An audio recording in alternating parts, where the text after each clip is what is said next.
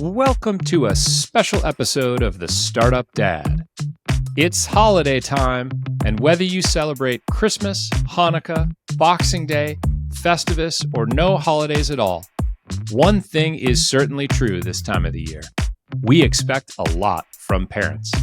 To help lighten your holiday mood and bring some more cheer to your lives, I'm sharing gifting highlights from my guests this year. Today's episode includes the best and worst parenting products they've ever purchased, along with a series of never-before-shared thoughts on the best and worst of their holiday shopping experiences. Today's episode of Startup Dad is brought to you by my friends at Unit Q. Do you want to know what your users like and dislike?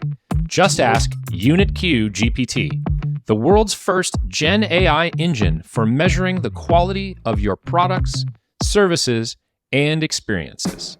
You can ask it a question like, how should I prioritize my backlog based on revenue impact? Or, what are the top feature requests related to search?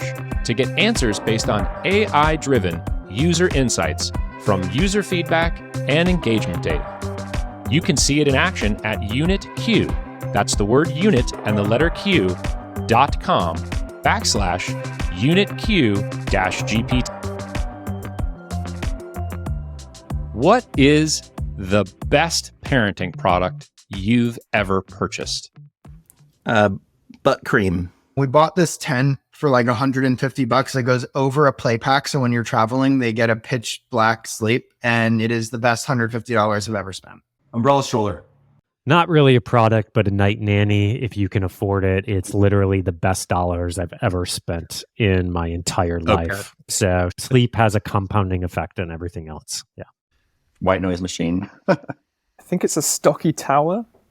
I really like it. Okay. It's like a little tower that goes up to our kitchen island. My son spends a tremendous amount of time up there. We feed him breakfast up there. He can like see what's going on. Super indispensable. For babies, white noise machines. For my kids at the age they are now, cameras. Definitely the Duna stroller. It's a stroller that folds up into a car seat. It can also be kind of like just a baby carrying case, and it's amazing. Wow. We use it on the plane. We use it at Ubers. We use it as an actual stroller. It does everything, and it's our most loved parenting product. Babygate? Babygate. Sara, what do you think? The iPad? I would say probably our little travel stroller. Like, it makes everything like a hell of a lot easier. We bought Ben a tent because the ultimate resolution to him not being willing to sleep was putting him in a little tent that we could zip up. And that was an absolutely killer purchase. Nose Frida. Ooh, not the first time I've heard that, by the way. Sucking out boogers, you never thought that was important. It was like life-changing. Oath care. Coffee. So when my daughter was young, I talked about this earlier, but she had trouble sleeping. And in a moment of desperation, at some point, I got on Google and searched for sleep experts. And we found a sleep expert who lived in Marin.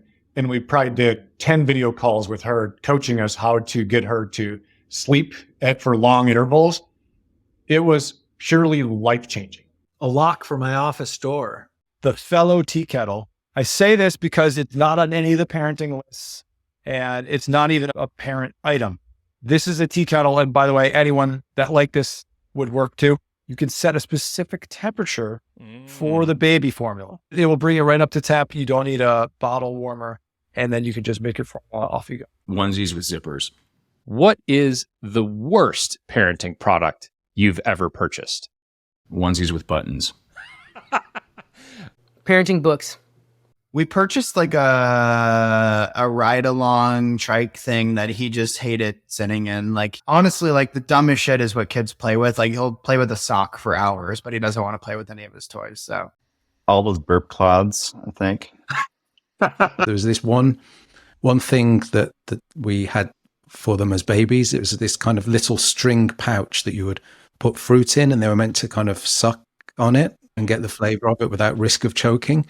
Get really good reviews on Amazon and everything, but both our kids hated them. It was like this stringy thing in their mouth. And like, what's that? The big stroller, the way too big stroller. I was terrified that we could never leave our child alone without like a SID, sudden infant death sensor on their diaper or their crib. And I think it's probably still a good thing to have, but I really freaked myself out with it. And I later learned that kind of for the most part, babies, if you wrap them correctly, and also once they get older, they're going to breathe okay. And so that was kind of an excessive worry thing, I realize in retrospect.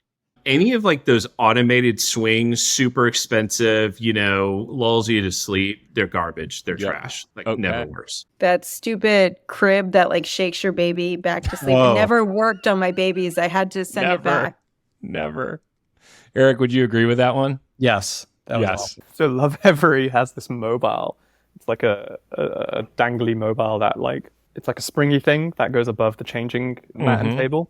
And I'm quite tall. So getting the height of this thing was an ordeal.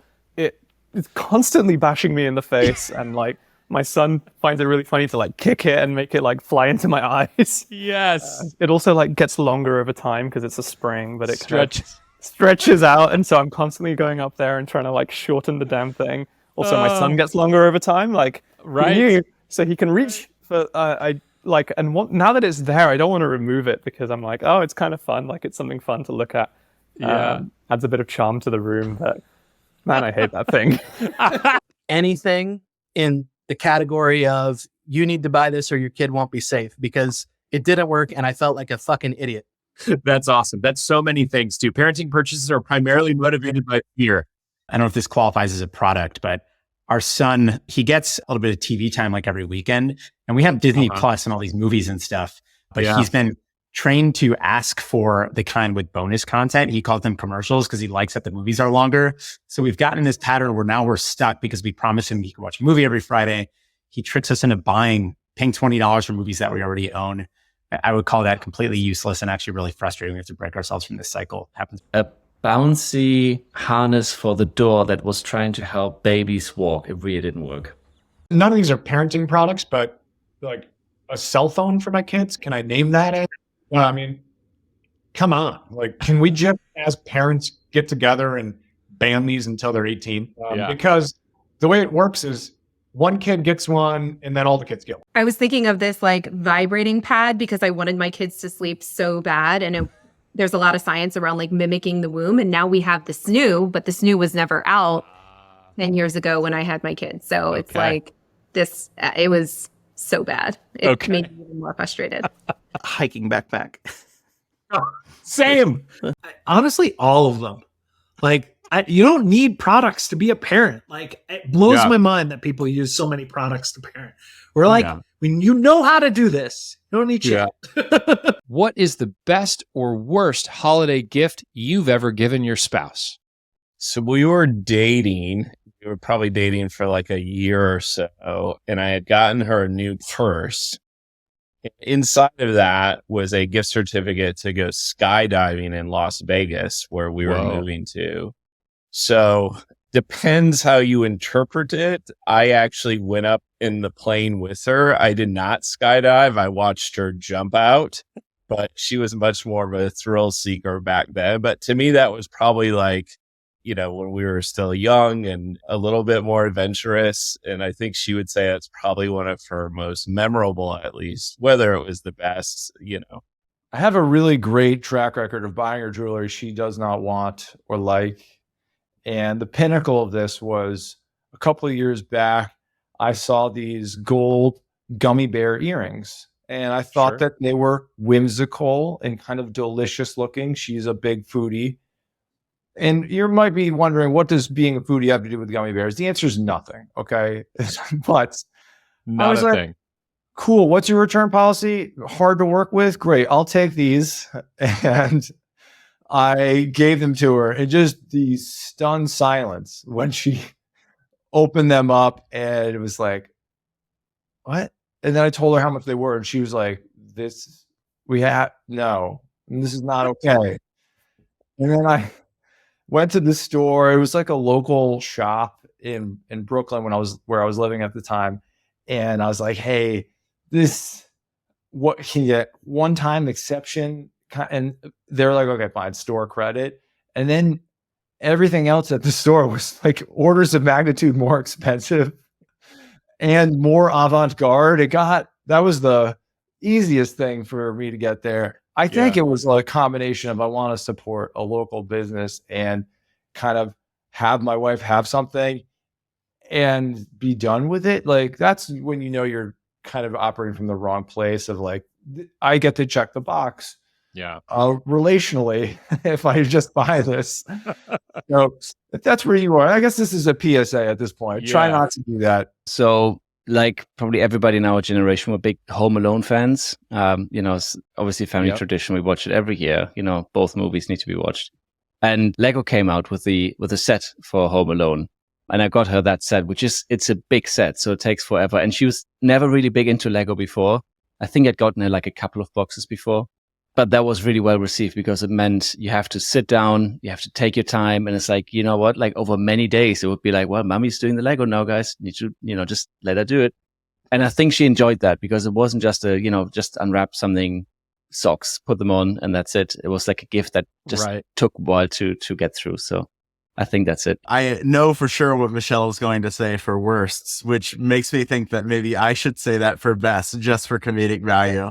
One year we were not living in the same place after college. She was up in Philadelphia and I was in DC, and I got her an Easy Pass for Christmas, which is like a toll tag for her car. Wrapped it in everything, Adam. Oh yeah. No, I thought it was a great idea. She was not nearly as entertained. Yeah, I'm pretty bad at gift getting. Maybe also not great at receiving. I don't know. So in the love language theory, I think, gifts is like definitely the lowest one for me. And maybe even negative.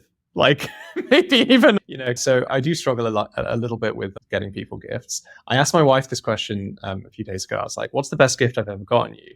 And we were both just sort of racking our brains trying to think of it. Everything I could come up with. So we talked in the podcast episode about verticals, right? She was like, wait, hang on. That's just you executing within your vertical. That's just like, that's just you doing, like taking out the trash, whatever. It's just you doing your job. It's not a gift. Yeah. So anyway, getting the house painted is like my cop-out answer. Nice. Really wants the walls to be a different color, and so that's kind of in my vertical, but also it's a little bit extra work necessary to actually get it done. So there you go. What is the best or worst holiday gift you've ever received? So it was sort of from my partner. I did get a pizza oven for Christmas a few years ago. And for those who know me, I have a weekly pizza habit, and I was very excited about the pizza oven. First ever stereo, hi-fi stereo. I was maybe 12, 13 years old, something like that. And I'd been borrowing Dad's stereo to listen to music until that point. I've been asking for this stereo for so long, and my parents bought it. Got to Christmas Day. I unwrapped it. I was just absolutely delighted, but it wasn't the one I wanted. So at this point, I'm thinking, well, it's great. I've got a stereo. I can listen to music, but it wasn't the one I wanted. And we plugged it in and the whole thing just didn't work. They bought this really budget brand of stereo. It was called Alba. Basically, my Christmas present for the day, I was just looking at a broken stereo. So the great news is they put it right, and they bought a decent one for me after that. So when I was 10, I think, I had a au pair who was, helping with childcare at home, and they got me it was a diary for the subsequent year. So it was for 2001. And it was a book. It was Terry Pratchett themed. So Terry Pratchett's a UK author who does kind of like comedy fantasy type stories. I think Harry Potter, but just like really funny and a bit more fantastical and wacky. And I was like really into this author. So I was like, wow, this is a really cool present. It's got all this like lore and intricacy stuff. But fundamentally, it was a diary for the year, right? Like, or a calendar for the year. This is back, pre-smartphones, pre-tablets, pre-everything. So to plan your day, your week, your month, your year, like you would write things down in a planner with each double-sided page being a week for the year. Okay, and this is a good reflection of like my idiot, like 10-year-old brain, like not really understanding the gift. I didn't think of it as like a planner, like I'm going to actually put my plans in advance and then execute and follow through on them. Instead, I was like, this is a diary where I write down all the shit that happened in that day. So what I'm going to do is at the end of every day, I'm going to write down what happened and like call out all the like high points, the low points. And like, it turns out that like, that was a really interesting year, both for me personally and in the world. Personally, I transitioned schools and, you know, had a whole bunch of interesting experiences, you know, just life-wise. But also, you know, 9/11 happened that year. And like, I have like my reaction on the day of, like written down, like from my 10, 11-year-old brain, like through the perspective of that. And like, I reread the entire thing recently and it was like mind-blowing to have a day-by-day chronicle, this snapshot in time of a whole year of my life that you can read in like 15 minutes or 20 minutes. And to not have anything before or after as well, like that piece is sort of like astonishing as a feeling. Yeah. I don't know if that's an experience that like people will have, you know, in a tech kind of future where there's pictures and videos of basically every day a week. But like this sort of rich ability, like this time capsule, I thought was really cool. And like that stemmed from a holiday gift that I received. When you first posed this question, I thought back to my childhood too, a little bit, you know, pre-Becky. 2 most memorable gifts ever: Game Boy, mind-blowing Tetris. Same. Christmas morning, like the best ever. Yeah. And then I think in college, my parents got me a compact Presario computer. As a freshman, I was back home. And that was amazing because not many of us had computers in our dorm rooms at that point. So it was great to actually have my own computer and not be in the lowly computer lab on campus. That's pretty awesome. Yeah, anytime I get frustrated about my kids on screen time, I think back to the photos of myself on Christmas morning staring into a Game Boy. Didn't even look at the camera. Just playing Tetris or Mario or whatever was on that thing. The best gift I ever received as a kid was a keyboard because I didn't know how cool it would feel to make music. But the funniest gift I ever received around the same age, my dad was a lazy Jew. He is a lazy Jew. And so, number one, he's not really paying attention to, you know, what's a good Hanukkah gift and what's not. And number two, it always felt like he had remembered that it was Hanukkah either the second day of Hanukkah or right before Hanukkah. And it was sort of whatever he could get his hands on.